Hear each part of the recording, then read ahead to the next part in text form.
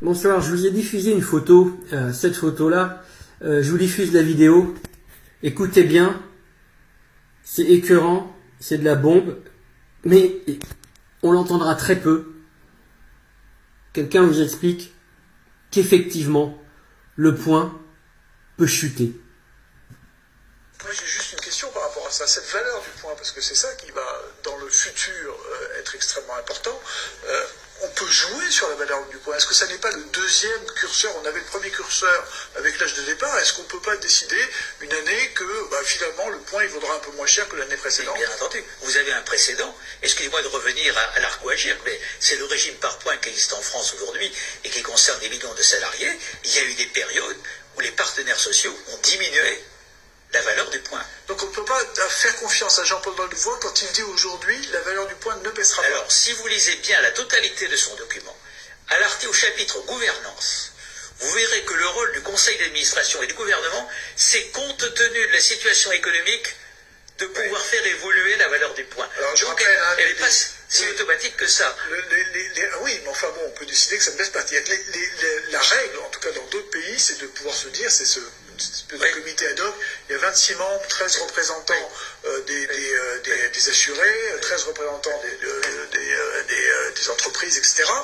L'idée, c'est quoi? C'est de se dire, chaque année, ou tous les 2 ans, ou tous les 5 ans, je crois que c'est tous les 5 ans, on regarde l'état de la démographie, on regarde l'état de la croissance, on regarde l'état du système, et en fonction de ça, si ça ne va pas, on peut baisser la pension des retraités. Oui, alors le principe, c'est ça, c'est d'ailleurs ce qui est écrit dans le texte, mais il y a un autre article dans le texte qui dit quand même que le mot final appartient au gouvernement, que le conseil d'administration en question de retraite universelle, le conseil universel des retraites, ou des retraites universelles, fait des propositions au gouvernement. Donc c'est pas lui qui décide, c'est le gouvernement qui décide dans la loi de finances sur la sécurité sociale.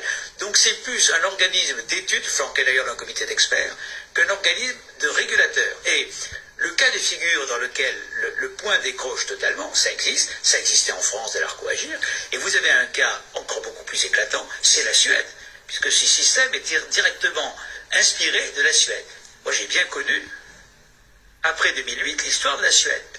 Eh bien, le système s'est effondré, auto-régulé. Donc le gouvernement a dû prendre des mesures sur la valeur des points, etc., drastiques, en baisse, pour sauver les régimes. Donc on ne peut pas dire que c'est un régime durablement et automatique, indépendamment de tout ce qui se passe dans le monde, et notamment quand même de la conjoncture économique sur laquelle reposent les cotisations. Mais comment? C'est pas de la bombe, ça? Vous l'avez entendu? Alors je sais que les vidéos sont longues, mais celle-là, partagez-la. Parce que on a beau être très mauvais, avoir un mauvais niveau en économie comme moi, même moi je suis con, et j'ai bien compris qu'on est en train de se la faire mettre profond. Des choses. Il y a trop d'hommes politiques qui jouent avec l'affaire des retraites et qui font miroiter des réformes formidables. Alors, par exemple, ce qu'on appelle les retraites par points. Bon. Le système de retraite par points, j'y suis favorable, mais il ne faut pas faire croire aux Français que ça va régler le problème des retraites. Le système par points, en réalité, ça permet une chose qu'aucun homme politique n'avoue. Ça permet de baisser chaque année le montant des points, la valeur des points, et donc de diminuer le niveau des pensions. Voilà.